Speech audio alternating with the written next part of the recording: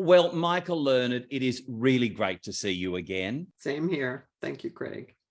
You know, thanks to your role as Olivia in The Waltons, you are one of American TV's all-time favourite mums. That's a great accolade, isn't it? It sure is. It could have been such a boring part, but they gave her some heft, and with a little help from us. I must say there were times when Richard and Ralph and I would say, you got to make us less perfect because people will hate us if we're so damn perfect, Did you ever ask the writers to maybe give her a bit of a dark side, or that there was something there that just shattered the myth that she was Miss Perfect? Yes, I did. But, it was difficult because Earl was truly writing about people that his own mother and the Baldwin sisters were real people. And Mary Ellen was his sister, Audrey. So he was writing about real people. So he didn't want to hurt anybody's feelings. But I did struggle with him sometimes. He said, at least have her scold the wrong child, make a mistake. I mean, how many times have mothers scolded the wrong child for something? Nothing major. You can't turn her into a serial killer, God knows. But have her not be so damn perfect.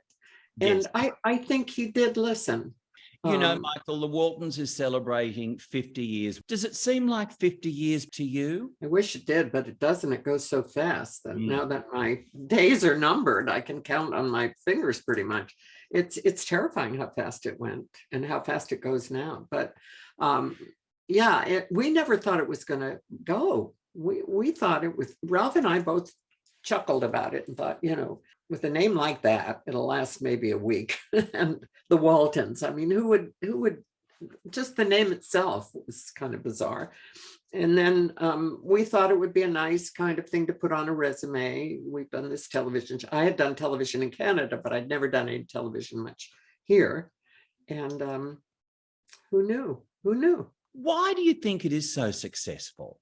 Family. I think because it's recognizable in terms of family. I went to Bangladesh years ago, and I was surprised that they had a clue who I was. And they did, because of the Waltons, which was showing there. And people related to it in Bangladesh the way they relate to it here in this country. So it's about family. And the hardest thing for Earl Hamner, who created and who was John Boy, the hardest thing for him was to not make us perfect, because he didn't want to offend. He was writing about real people and he didn't want to offend anybody. So we had to struggle sometimes and say, you got to make us less perfect or people will hate us. You're still getting loads of fan mail. People still stop you everywhere and say, my gosh, I love the Waltons. Sometimes they do, but most of the time, people didn't recognize me because on the show I had red hair and I was always wearing an apron and whatever. So with blonde hair, and very often short blonde hair, and blue jeans and an old sweatshirt, they didn't put it together. And so I got the best of both worlds in that way. Nobody ever grabbed my clothes or tried to tear my hair out or do anything like that. People were always very nice and respectful. And I had the best of both worlds, really. For the first 5 seasons, of course, you were billed as Miss Michael Learned. Did your parents ever explain to you why they decided to name you Michael, which is generally considered a male name? I was the oldest of 6 girls. I don't think they've given up yet. But my father said, well, when I asked him, he said, had you been a boy, we would have called you Caleb. But as you were a girl, we decided to call you Michael. Another martini later, I figured it out. When you won your first Emmy Award, James Franciscus, in opening the envelope, assumed that Michael was a typo and called you Michelle. And rightly, I can understand why they thought that. And I feel bad now because I corrected them, but I'm just so used to doing that. When people, especially when I was younger, when people would say, what's your real name? And especially as a little girl, they didn't believe me when what's your name, little girl? Michael. What's your real name, honey? Are you sure it's not Michelle? Yes. So I think, Michael, all up, you've got 4 Emmy Awards on your mantelpiece. Is that right? They're not there now. They're missing. I have one here. Is it mine? I think it's mine. Yes. This one. He's one. The What other, happened to the other three? they're in the Hollywood Museum Oh, fabulous. with a beautiful W and a friend in England, fan, a wonderful woman named Liz Emmett, and she had a W made with all hundreds of little charms on it that all relate to the show.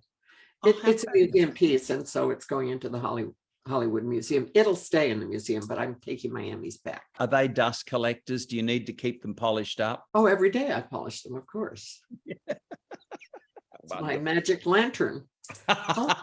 And indeed it deserves to be. Is this right? The Waltons was your first big TV break. I was happily ensconced at a American Conservatory Theater in San Francisco. I thought it was just going to be a little zip on my resume. Yeah. That's what I thought. And so did Ralph. We didn't think for a minute that it had a chance. And I spent the next 8 years of my life in Los Angeles. It turned my life around, and for the better in many ways. In other ways, you know, when you're doing an hour show, I don't think people realize it's not like doing a sitcom. You are on a set from maybe 6 in the morning until midnight at times. Your life is getting up in the morning, go to the set, work all day, come home, collapse, get up in the morning, and then use the weekend to sort of regroup. It's a lot of hard work. I admire some of these actors today who are just, they're working their butts off and they deserve every penny. Getting that role of Olivia Walton was actually for you a lifesaver in as much as it came along at the right time. I always say God's hand was on my shoulder. And Ethel Winan is a woman who I always intend to mention because she was the head of casting at CBS. And she used to come up to San Francisco and see the plays. And she was my fan. She wrestled, I was told years later, she wrestled Fred Silverman to the ground over me because I was too young for the part. I didn't have long red hair. I wasn't, and there were many good actresses who filled the bill and auditioned for it as well. So she was an angel in my corner. She really was. Sometimes it's just having somebody in your corner or just God's hand on your shoulder, because I really needed that job. And auditioning was terrifying. I never thought for a minute I would get it, but I did it. If nothing else, if there's anything I would pass on to young people, show up, just show up, and the rest will take care of itself. But if you don't show up, forget it. You haven't got a chance. And you've been very candid about this. You'd hit rock bottom in your personal life, going through divorce, when the Waltons was just about to start. So, you know, it was that job was much needed. I was going through a divorce with the father of my kids, a man I had lived with half my lifespan, actually. So, yeah, it was huge. I was drinking too much. You know, I was dealing with it, not in an adult, healthy way. I was hiding behind bourbon. And, so the Waltons kind of turned me around. It gave me a paycheck, a job. It put my kids through private school. I got sober with Ralph W. And it was a gift. You were living in a motel. When you went to audition for that particular role, you were horribly hungover. Most people would be on the couch going, oh God, you can't move. And there are you auditioning for a role that then landed you the job, and you since went on to become one of American TV's favorite mums. I mean, that's quite a trajectory, isn't it? It sure is. And I'm enormously grateful for it. I complained a lot while we were shooting it. There were times when I was putting in a 15-hour day on the set and my own kids were waiting for me at home. So it was sometimes push, pull kind of. But I look back and I think it really turned my life around. You've been very open about your alcoholism, and you've been sober now for decades. When did you decide you'd had it with the hangovers and the fact that the bottle was essentially ruining your life? I think when I was in that motel and I poured myself a drink and I was sitting alone by the pool with this glass of bourbon on the rocks. And I thought, what am I doing? What am I doing? I mean, I was never luckily I never hid. I didn't have to, I got off the train earlier than many, and thankfully so, because my young son at the time, I think he was about 7, and he said, Mom, when you drink wine, you're not like you. Well, I heard him. I thought, yeah, I'm not like me. I'm a different person after I've had a couple of belts on an empty stomach. So I heard him. You took yourself off to a cabin on the California coast and you got sober. And I think if I'm right, Michael, it's 45 years now for you, isn't it? Got it. November 1st, 45 years. Yeah. Actually, I got sober in 1972, but I allowed myself a glass of wine a day, which is all I drank. But then I thought, why am I even bothering with a glass of wine? Just quit it. And so I did. So that's my new sober date, 45. So tell me what you did in that cabin. How did you kind of regroup and get your thoughts clear? I did a lot of walking. I was actually staying in my ex-husband's cabin in Inverness, California. And I had my dog, and I would go for long walks with the dog, and I did a lot of crying, a lot of writing, soul searching. And I think that's when I knew that drinking wasn't helping. It was making things worse. So you don't quit something if it's working. You quit it when it stops working. Same with smoking. I was a smoker. You and Ralph Wade, of course, your TV hubby, John Walton, had this amazing chemistry. There was a spark between you two, wasn't there, off camera as well as on? We adored each other. We really did. And we were very smart. We never took it to the next step. We kept it clean. And I think that was really sensible of us, because you can have a wonderful wild love affair for the first 2 years of a series, and then you break up, and then the series falls apart, and so we kept everything very clean. And I think we were smarter than we knew. You mentioned that he had a hand in your sobriety. Yeah. How did he assist? I was feeling very supportive of Ralph, and that he wanted to get sober. I thought he really needed to. And I was pleased that he was taking that step. And I said, I support you 100%, and I will be there for you. And at one point he said, well, I'm going to a meeting tonight. Why don't you come? And I said, okay, I'll come for you. And then I got tired, and I said, I think I'll take a rain check. I'm going to go home and take a nap. And he put his hands on my shoulders, and he looked deeply into my eyes with his big blue eyes. And he said, I think you should come. So I did. Now, Richard Thomas, who I adore, and I'm sure you do as well. I do. Oh, yeah. Now, he told me an outrageous story, Michael, and you can confirm this. I don't for a moment think that Richard Thomas would ever tell a fib. But he said that Ralph Wade, you don't know, who was grandpa, of course, Walton, loved to moon people. They used to love dropping their duds and flashing their what have yous. Endlessly. In my nightmares, I see their bottoms.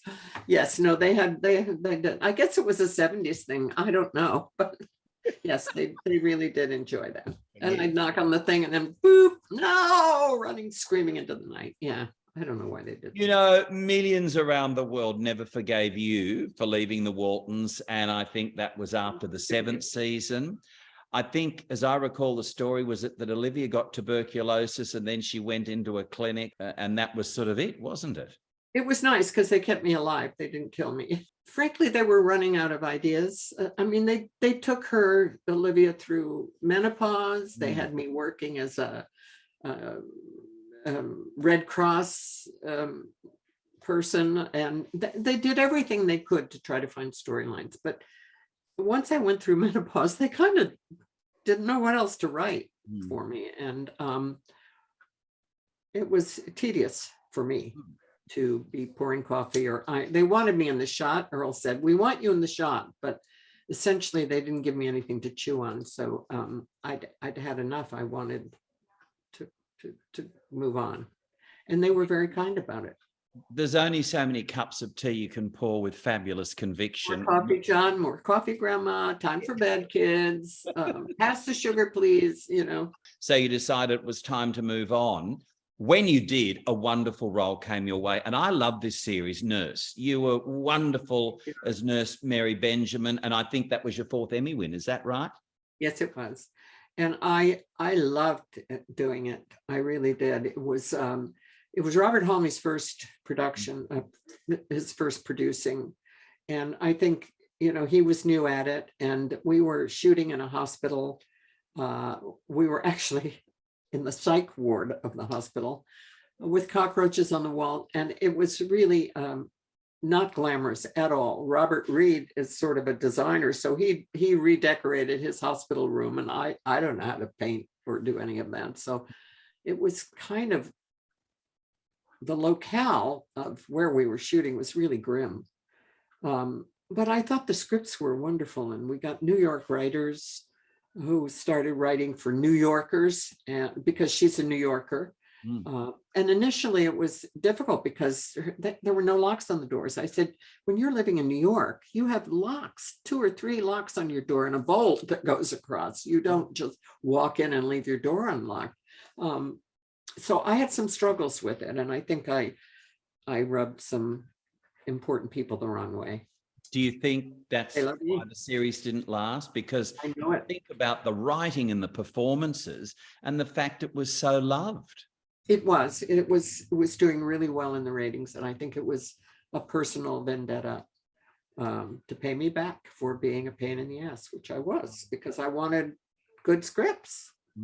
And you know, Robert Reed and I would be sitting just before shooting a scene and rewriting it as we went along. You know, like I remember there was one thing, she goes home and soaks in her hot tub. Well, you don't have a hot tub when you're living in Harlem, in New York. You know, there are no hot tubs there. And I had to fight to get locks put on the doors, and everything became a fight. And I didn't want to fight, but I also didn't want my name attached to something that was not proper. So I didn't endear myself to the bigwigs at CBS at the time.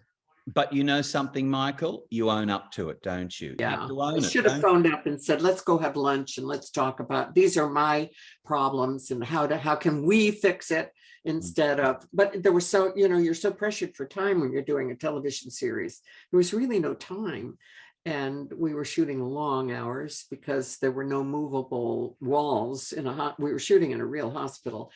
On a set, on a studio, they have, as you well know, they have movable walls, and the lighting can go much faster. But when you're actually shooting in a hospital with nothing that moves, it took a long time to light things. And so we were putting long hours into it, and you get tired. You just get tired, so you don't always handle things as well as you should have. When we look in the rear view mirrors of our lives, it's very easy to see with great clarity, but sometimes at that time, with all of those pressures and things going on, well, that clarity's not there.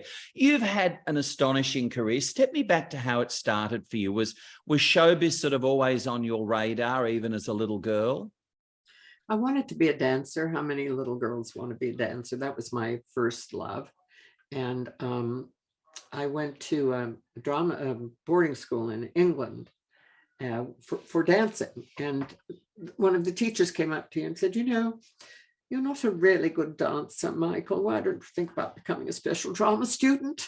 And I won the drama cup in the school. It wasn't a big deal, but it was, for us, it was a big deal. And that's how I became a special drama student. And dance was you'd have a drama class and a dance class every morning. And then in the afternoon, we had academics. And for the dance studios, they had a dance, 2 dance classes and maybe occasional drama. But I became a special drama student. So that really was the beginning for me. And I knew it was where I belonged somehow. I just knew it. And I never pushed it because I had kids, and I was never ambitious in that way. But I kind of sailed on my first husband's coattails, and a lot of things. They wanted him, so they took me along as an understudy or whatever. And I was very fortunate that way. And then when I was given a break, I was able to handle it. Now, you have an Australian connection. We're just talking about your first husband, Peter Donat. Your son, Lucas, is married to Helen Reddy's daughter, Tracy. That's right. Yes. And lucky me, because she's as beautiful as her mother was. And Helen was fabulous. The cruelty of what befell Helen, dementia, to think that such an amazing mind, so sharp, so well read, I mean, just so on top of everything, and then to have all of that just ebb away slowly is just awful. She said to us, she said, I wanted to be a star. Mm. I always wanted to be a star. And when that is then taken from you and you don't have that work, you don't have that job that you've spent your life fulfilling, there is an element of why go on. So I think, my ex-husband had dementia too. And I think the same thing happened to him. It's important to keep working. And when that's taken from you and you've devoted your life to that, there's a bit of I have no purpose. I said that the other day to John. I said, what's my purpose now? I feel like I have no purpose. So you have to get a purpose. You have to find a way to have a purpose. And luckily, I directed a lot of my focus to my kids. So it wasn't like my career was all I had. And now I have grandchildren, so I get to have a really wonderfully well-rounded old age. I really do. Well, now, when last we spoke, you said you had this small role in Ryan Murphy's Monster, the Jeffrey Dahmer story, and you were playing Jeffrey's grandmother. And I have to say, that little role you described is anything but a little role. I'm very grateful, because it could have been just a little role. And David wrote something that I could sink my teeth into. So yes, it's not very often that we get parts at my age that you can flesh out and enjoy playing. So what was it like making that series with the genius that is Ryan Murphy? I barely saw him, unfortunately. And when I did, the one time I saw that he was on the set, I went up and gave him a hug, and he was very warm. And I said, you made Sarah Paulson a star, and thank you for this part. And that was about the extent of our interaction. But he was very warm for that moment that we had. He's so busy that he really wasn't around that much. He's got so many irons in the fire, but he was very warm in that moment. That nice warm hug. And thank you. In fact, I intend to write him a letter. I haven't done it yet, just to thank him for hiring me, because I auditioned, and I haven't auditioned in 100 years. And I think I got the audition because they wanted to do a full body shot, and my manager said, we have to do a full body shot now. And I said, oh my God, if I'd known that, I would have worn a bra. And I hoisted myself up like that. And Jerry left it in. I had no idea he was going to leave it in for the audition, but he left it in. And I think it cracked them up, and they said, give it to her. So, how good was Evan Peters to work with? Oh, he's a gem. He's a gem of a person, and a wonderful actor. He was so lovable that it was easy for me to not know what he was bringing up from the basement as he trailed it through the kitchen. What's in that bag, Jeffrey? How could you not know someone is chopping up people in your basement? I don't know. I can't believe he's always playing these horrible characters, because he's so not like that. Maybe he's so. I said, you must be so nice because you get your dark side out and you get paid for it. I don't know. You've talked about some of your favorite co-stars in interviews, like Richard Gere, whom you fell in love with. You made that movie Power together. I mean, why in the heck wouldn't you fall in love with Richard Gere? You just can't not, because he's just a gentleman. He's kind and funny. And we would I was not living in LA at the time, so I was staying at the Chateau Marmont, and we would just sit and chat. He was just a mensch. And I think he's a wonderful actor. I loved doing that it was a small role, but I loved every moment I spent with him. And well, I had to get on that. I think it was the Needle, you know, the big, high, tall Yes. building in Seattle. Yes. And I have a fear of heights. And they were shooting the scene in the elevator going down, and I could not get on. I was trying to make that step, but I could see a mile down where the ground was, and I'm up here and I'm supposed to step into this thing. And he said, I'll hold your hand all the way down. So he's shooting a scene with me, and he held my hand all the way down in the elevator. He's just wow. gorgeous and sexy and marvelous. So yeah. Now, truth be told, you've never washed that hand, have you? No, not ever. I just rubbed it over all my clothes, so it's always there.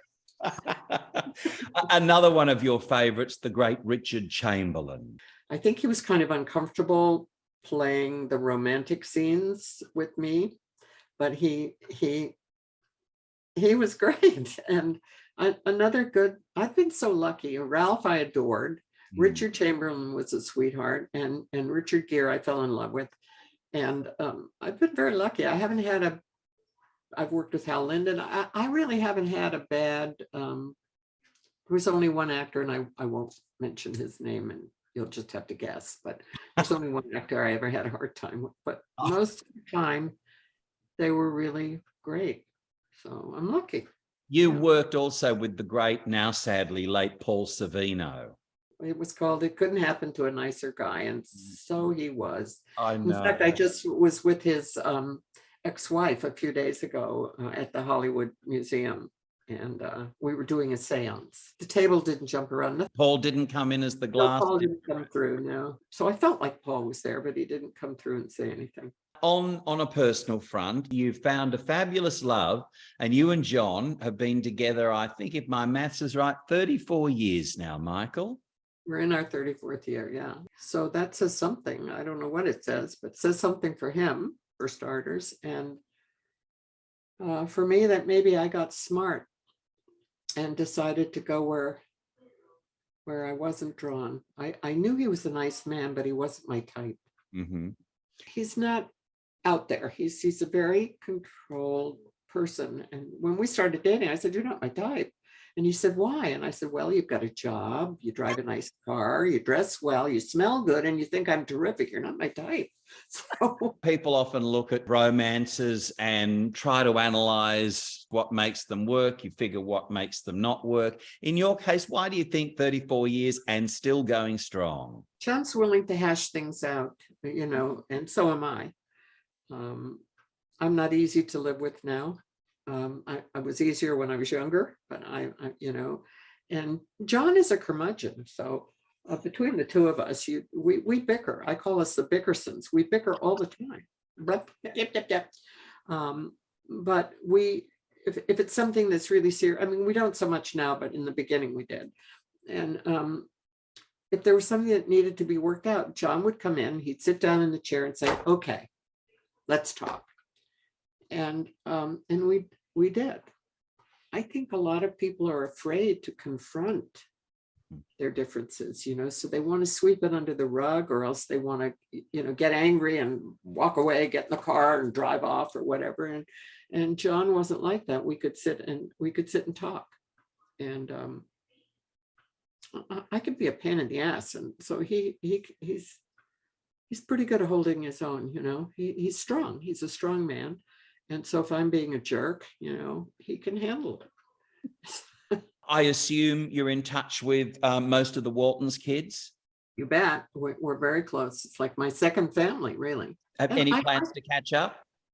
Yeah, we're going to get together November 17th at the Hollywood Museum. Next time you come to LA, it's worth going. She's done a wonderful job. Oh, I've been to the Hollywood Museum. It's fabulous. Danelle is amazing. Yeah, she did a great job, I think. Now, what's next for Michael Learned? Have you got some nice roles coming up? There are a few things sort of, but it's in the talking stages, so it doesn't mean a damn thing until you show up on the set. I'm keeping all of this crossed for you, Michael. Okay, me too. Yeah. Good energy coming your way. You deserve it. And it's always a joy to chat with you. I mean that. You make it easy. Thank you.